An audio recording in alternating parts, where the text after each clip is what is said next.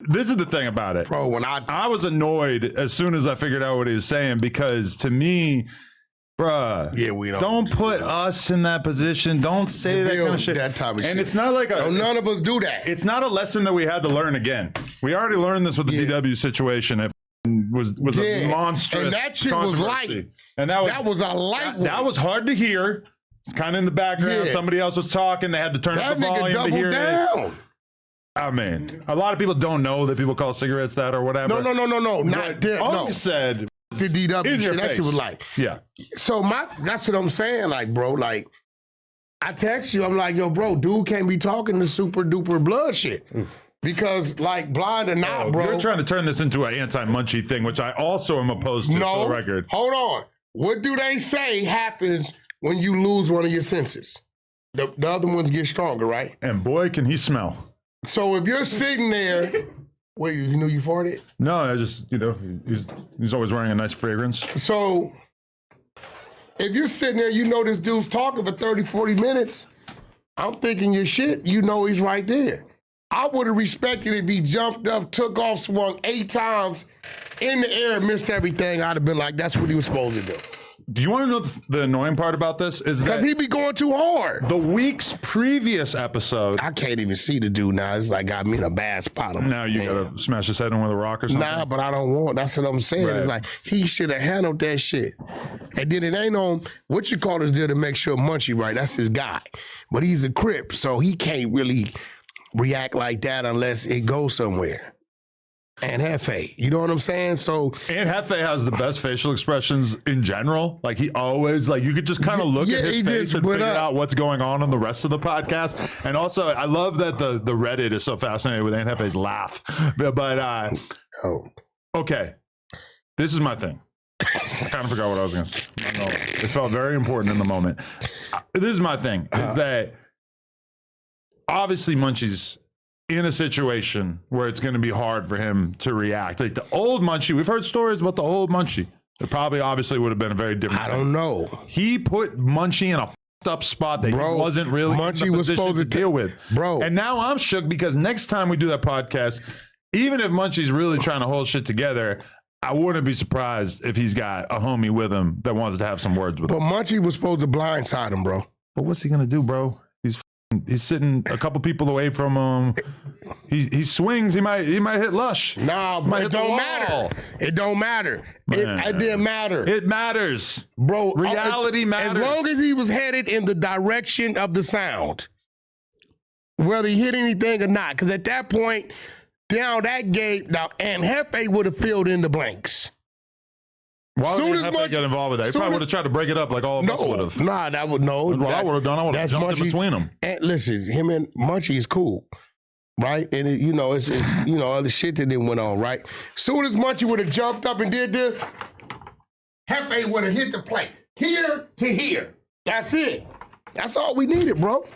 I mean, Munchie be going too extra out, calling out their names and shit. All right. Peep the lore, though. Peep the lore.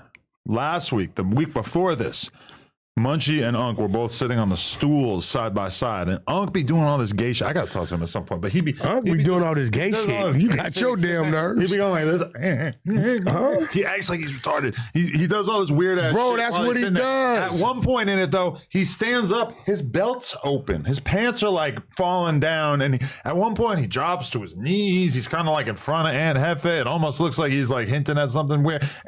Even at that moment, I'm like, oh no, like if you do some gay shit to Aunt Hefe, I feel like he might just fuck you up. So Munchie texted me after that appearance and said, yo, we got to work on our seating plan or whatever, because I don't want to be sitting next to Unc if he's going to be doing some zesty shit. So I'm guessing that he's getting calls. Somebody tapping in with him saying, hey, bro, you look crazy sitting next to this fool when he's doing all this weird ass shit. And so, but that's what he does, though. And then Unc's follow up to that is like, oh, I'm going to say something that is literally going to upset like half of the gang members in LA. Nice. Wait. Yeah, but see, he playing. And he's playing, and half of it, I ain't gonna front. Half of it is all our faults. All of us. Why you say that? Because none of us, we're all in this lane we're all in this lane doing what we're doing with this podcast thing, and we're telling ourselves mentally we're stepping into space that we probably shouldn't be in with people that probably don't understand our rules. So kind of like, you got to let some things slide until you get warning. And people see that and try it and think they can get away with it until you that lotto winner. Till you that lotto winner, and then it happens. Like, listen, like Rick Rock. I tell people I know the real Rick Rock, right? That dude right there, the dude that's really, his skits and all, that's him really finding his balance. But you put Rick Rock in one of them situations, and did you same? We all got our trick. Like, I thought Munchie would have jumped up.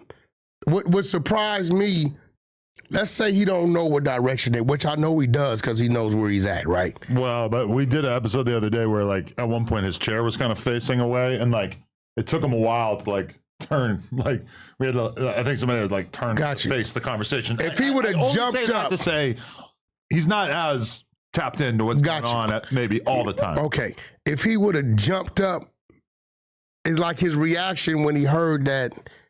He responded, but because the way he, I thought it would have been a little more aggressive response. But 607, man, just word to the wise, like, ain't no making that right. There isn't? Hell no. There's no making it right. So he's just forever in a bad spot with every blood in LA. He doubled down on it, but like he dissed everything. He's like annoyed that we're acting like it's so obvious that he dissed that community, when to me it's like, what did you think it was? Like, obviously that's like the title of the YouTube clip is like 607 Unk disrespects the Bloods, and Munchie but watch this though, responds or whatever. But it's like that's how we view that word. But let's keep it real. Munchie B started the gang conversation with him. Prior to that, well, we were all talking about him having Hoover tattooed on his belly, which we didn't know, none of us knew about that. He was trying to put a battery in his back with the 4 extras, and it backfired on him. 4 extras ain't in the room, so why mention him? He ain't here. Well, it is an interesting conversation to be like, oh, you're supposed to interview 4 extras tomorrow, and you have the word Hoover tattooed on you. That's going to be interesting. 4 extras don't know he a Hoover. He has no reason to give a shit about somebody Texas or St. Louis based. He ain't. I don't know. Maybe he ain't doing that. He ain't. I think he would be interested, but I don't think he's gonna walk out the room. 4 extras that right. Listen, but see, these is things you got to make the proper executive decisions on. Look, you do what you want to do, right? I'm saying, grand open, and this is when I be trying to tell you, right? Yeah, certain things. If you saying 4 extras is your guy, oh my God, just like it happened with Almighty, certain things when you just don't let happen. If that's your guy, why even roll the dice knowing this dude is ain't no telling what's gonna come out his mouth? Cause if he fuck around and diss 4 extras, if the right people ain't here, y'all not gonna be able to stop him. So you think putting them together might be a bad idea? If me personally, I don't want to roll the dice with nothing like that because, for one, I think 607 could press charges. They should both wear boxing gloves. Listen. So if they do start fighting in one, but here goes the thing. No, it would take somebody like me or my team to be able to get 4 extras off of him. Me, because he respects me. You say there's no use getting a security guard because all the security guards are going to be bitches compared to 4 extra. You're not going to be able to stop him. He's an alpha male. You're not going to be able to stop him. The only reason why he'll give me some leeway and let up eventually is because he's going to hear my voice and he respects me. And then it'll register, okay, I know it got my best interest. And even then, I might have to tussle with this big old nigga, right? But why put him in that situation knowing that this dude could say anything that's crazy? Like, bro, if I would have been Munchie, right, I'm in a situation where you gotta go. And it's like, this is why some people, I've been like, hey, bro, if I don't mind whatever we do. We do it every day. But to be fair, 4 Extra probably would not mind the fact that Unc said that to Munchie. Yeah, but they probably think that's kind of funny. That's not what, yeah, because Munchie brought his name up and he inserted it, right? I don't fuck with you, you don't fuck with me, why even mention my name?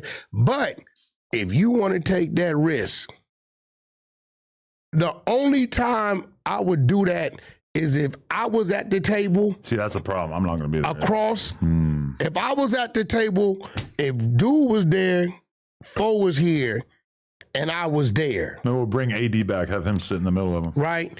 Then it might, because at that point, I don't think dude that crazy to play. He might be. Nah. And I jump in fights and nephew take off, I'm getting off.